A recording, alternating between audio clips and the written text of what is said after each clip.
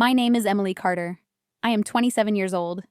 The message arrived at 11:47 p.m. No hello, no warning, just a file, and one sentence. You deserve to hear this. I stared at my phone for a long time before touching it.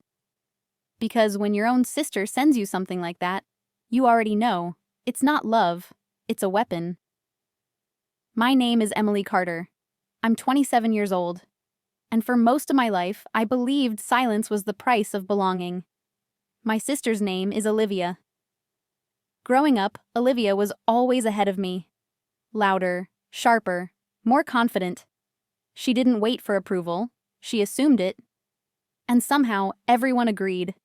I was the opposite, the one who tried to keep things smooth, the one who apologized first, the one who learned early that being easy made life easier for everyone else, especially my parents.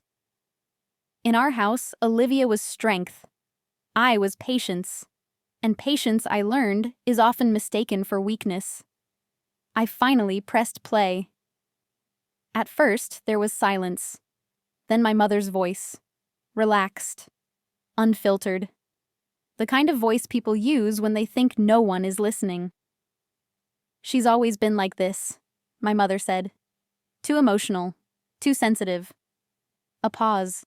Then my father laughed. Not cruelly. Worse. Comfortably. She makes everything harder than it needs to be, he said. She's never satisfied. Always feels wronged. My hands went cold. Not because I was shocked, but because I recognized the tone. This wasn't frustration. This was truth, at least the version they told when I wasn't in the room. They talked about my career, called it unstable. They talked about my boundaries, called them disrespect. They talked about my independence, called it selfishness. And then I heard it. A soft laugh, a familiar one. Encouraging. Olivia. She wasn't just present, she was guiding them, asking questions, laughing at the right moments, turning complaints into jokes, jokes into judgments. The recording ended, and before I could even process what I had heard, another message appeared. Now stop pretending you're the victim. Followed by a laughing emoji. Then, this is why no one takes you seriously. That was the moment something inside me changed.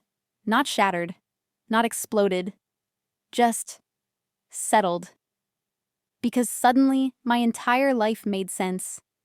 Every time my parents dismissed my feelings. Every time Olivia translated my emotions for me. Every time I was told I was dramatic for reacting to disrespect. She hadn't protected me. She had positioned herself above me. I didn't reply. Because pain reacts, and reaction feeds people like Olivia. I lay in bed, staring at the ceiling, replaying the audio again and again. Not to hurt myself, but to understand it.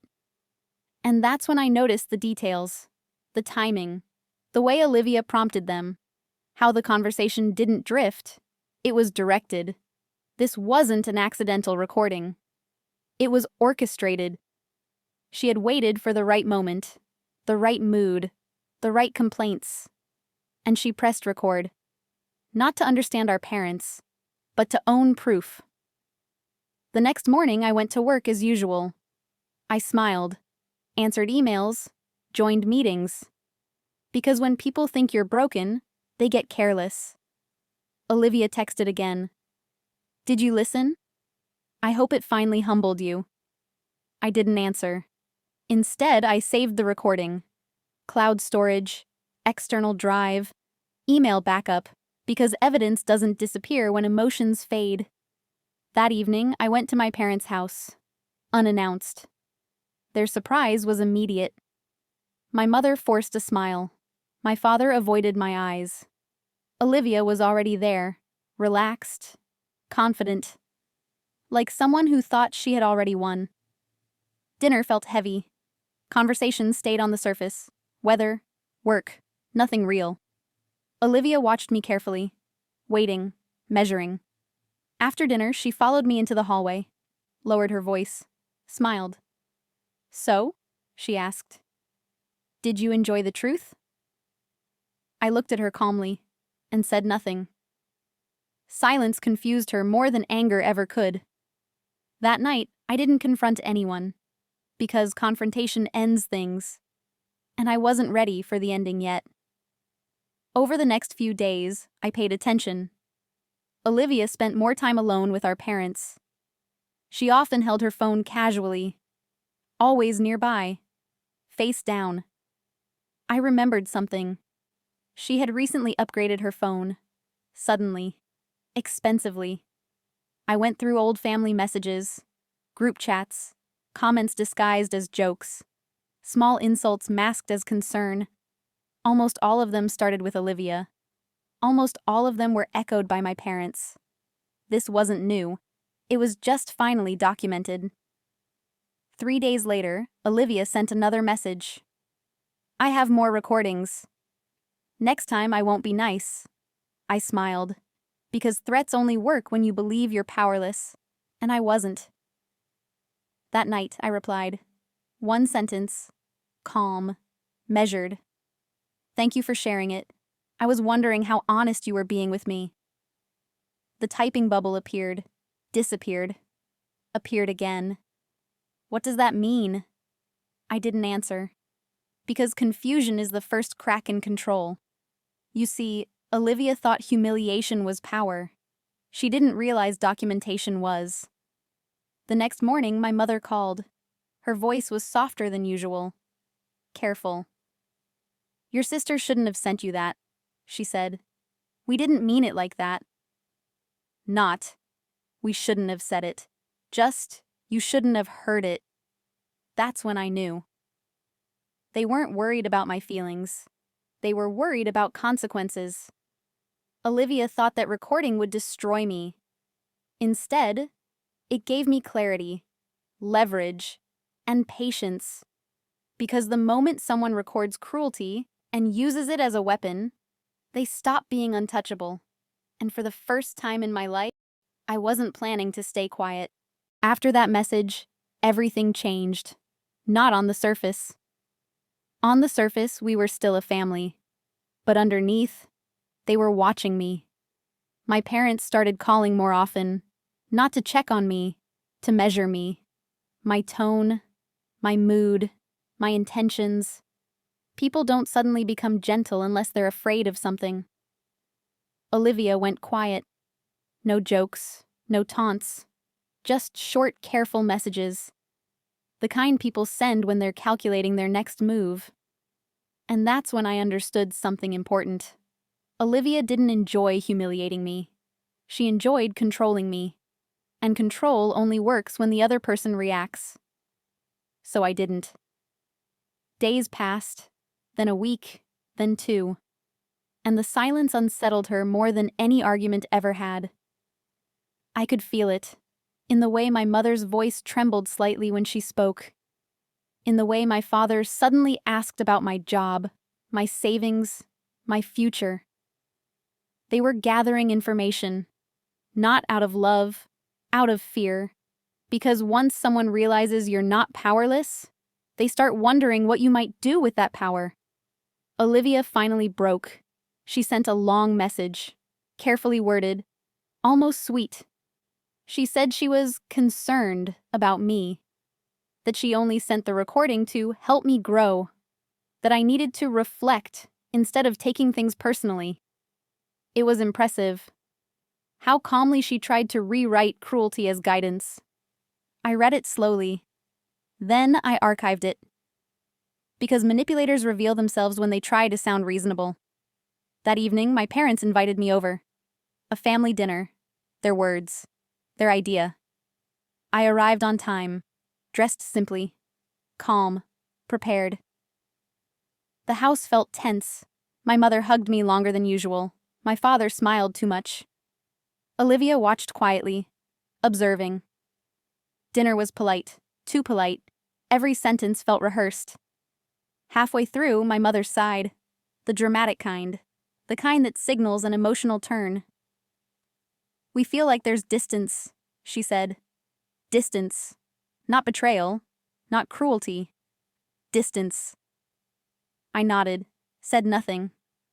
My father cleared his throat. "We're family," he said. "We should trust each other." Trust. From people who spoke freely behind my back. Olivia finally spoke, her voice soft, controlled. "We don't want misunderstandings," she said, "especially when things can be taken out of context." Out of context. I almost smiled. I looked at her calmly. And for the first time, I spoke. "I agree," I said. "Context matters." Her eyes flickered, just slightly. That was all I said. Nothing more. The silence that followed was heavy, because they were waiting for forgiveness, for reassurance, for me to say it was okay. I didn't. That night, Olivia followed me outside. Cold air, dim streetlight, no witnesses. She dropped the softness. "You're acting strange," she said. "You're not smarter than you think." I looked at her and smiled. Not warmly, not kindly, just calmly. "I know," I said. "That's why I stopped explaining myself." For the first time, she looked unsure. Over the next few days, things escalated quietly. My parents asked for copies of documents, old records, information that had nothing to do with family, everything to do with control. I gave them nothing. Instead, I did something else, something Olivia never expected. I listened.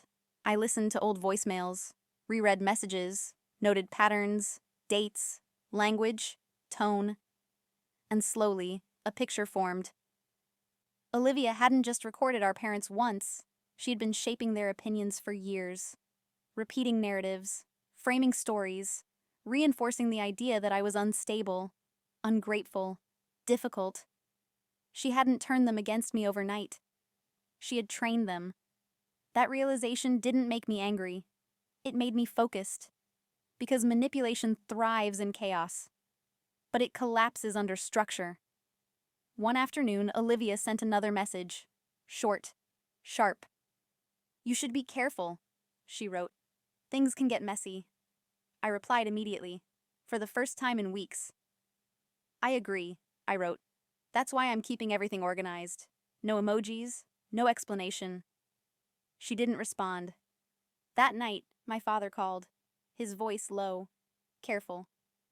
"Your sister is worried," he said. "She thinks you're planning something." I smiled to myself. "I'm not planning anything," I said. "I'm just paying attention." Silence. That's when I knew. They were scared. Not because I had done something, but because I hadn't. People who rely on your reactions panic when you stop giving them any. Olivia tried one last tactic. She sent a voice message, crying, apologizing, saying she loved me, saying she never meant to hurt me. I listened once, then archived it, because apologies that arrive after fear aren't apologies, they're survival instincts. I didn't reply. Instead, I prepared. Quietly, carefully, patiently. Because the moment Olivia sent that first recording, she didn't just try to humiliate me. She created a trail, and trails lead somewhere. By the end of that week, the balance had shifted. They knew it. I knew it. Olivia no longer taunted me. She watched me, measured me, waited. She thought she still had time. She was wrong. Because the next message I sent would force everything into the open. And once the truth is exposed, it can't be controlled again. There's a moment in every betrayal when you stop asking why and start deciding how. That moment came quietly for me. Not with anger, with clarity. I didn't want revenge that screamed. I wanted truth that stayed. By now, Olivia had changed. Her messages were careful, her calls shorter. She was no longer confident, she was calculating. Because people who manipulate depend on control, and control hates uncertainty. I had given her nothing, no reaction, no explanation, no reassurance, and that terrified her. I finally sent the message, not dramatic, not threatening, just precise. I've been organizing things, I wrote. Timelines help when memories don't match. She replied within seconds. What are you talking about? I waited, let the silence stretch, let anxiety do the work for me. That evening, my parents called together, on speaker. Never a good sign. They spoke carefully, like people afraid of stepping on glass. We think this situation has gone too far, my mother said. We want peace. Peace, not honesty, my father added. Your sister has been under a lot of stress. I said nothing. Silence makes liars talk. My mother rushed to fill it. We're asking everyone to move on.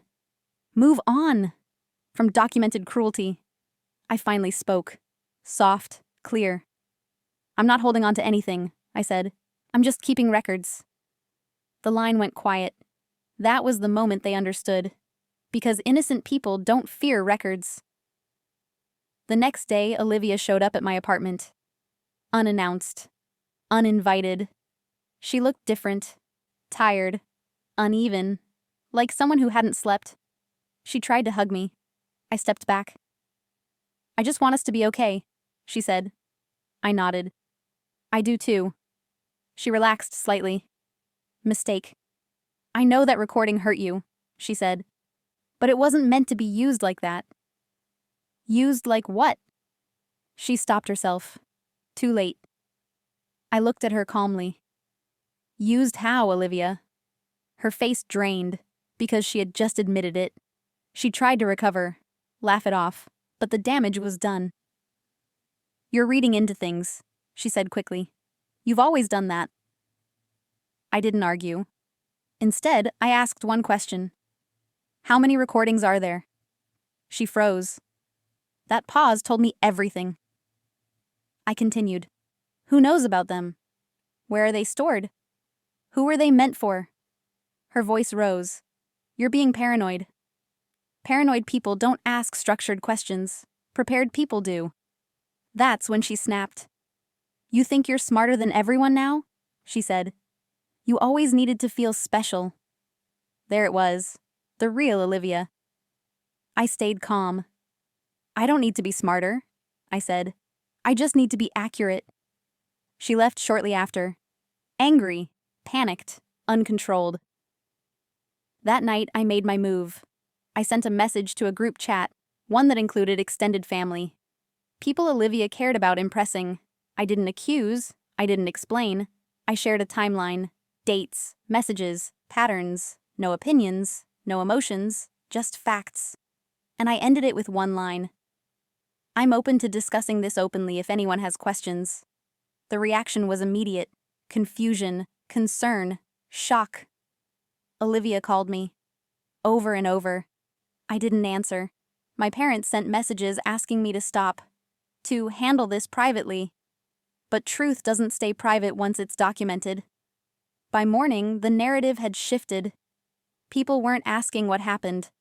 They were asking how long it had been happening. Olivia tried to control the damage. Told people I was unstable, that I was exaggerating, but exaggerations collapse under evidence. My mother called me crying, not apologizing, begging. You're tearing the family apart, she said. I replied calmly. No, I said. I'm just refusing to hold it together alone. That was the first time in my life I chose myself without explaining why. Olivia's power was gone. Not because I exposed her loudly, but because I exposed her accurately. She could no longer joke her way out. Could no longer redirect blame. Could no longer control the story. By the end of the week, everything was out in the open. Not all at once, but enough. And once a manipulator is seen clearly, they can never go back to being trusted. The final confrontation was coming, not with shouting, not with tears, but with consequences. And Olivia knew it. Perfect. The truth doesn't explode. It settles. And once it settles, everything that was built on lies begins to crack on its own. By the time part 3 ended, Olivia knew she had lost control. She hadn't lost her reputation yet, but she had lost her grip. And for someone like her, that was worse. She tried one last time, not with anger, with sympathy. She sent a long message to the family. Carefully written, emotionally crafted. She said she was misunderstood, that she had only tried to protect our parents, that I was twisting things. But this time, no one rushed to defend her, because once people see patterns, they stop believing excuses. My parents finally asked to meet me alone. No Olivia, no audience, just us. They didn't look angry. They looked tired. The kind of tired that comes from realizing you can't pretend anymore. My mother spoke first. "We didn't realize how bad it had become," she said. "Not we were wrong, just we didn't realize." My father said something similar. "We never meant to hurt you." Never meant to, but still did. I listened, calmly, because this wasn't the moment for confrontation. It was the moment for boundaries. "I'm not asking for apologies," I said. "I'm asking for distance."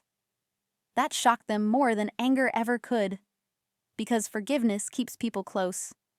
Boundaries don't. Olivia wasn't invited. That was intentional. She found out later, and she panicked. She showed up again, unannounced, this time crying. Real tears. She said she felt betrayed, that I had turned everyone against her, that sisters shouldn't do this to each other. I looked at her, and for the first time, I felt nothing. "No," I said calmly. "You did this to yourself. I just stopped covering for you." She tried to argue, tried to twist the story one last time, but there was no room left. No silence left. No one left to manipulate. The family didn't exile her. They didn't punish her. They simply stopped trusting her. And for someone who survives on influence, that is the real loss. As for me, I didn't win anything dramatic. No applause, no public apology. What I gained was quieter, stronger. I stopped explaining myself, stopped defending my reactions, stopped shrinking to keep peace. I moved forward, built a life that didn't depend on their approval. My parents adjusted, slowly, carefully, because once power shifts, it never goes back to the way it was. Olivia faded. Not completely, but enough. She still exists, but she no longer controls the narrative. And that is the difference between humiliation and truth. Moral: people who try to control you depend on your silence. The moment you start documenting instead of reacting, they lose everything. You don't need to destroy anyone. You just need to stop protecting their lies.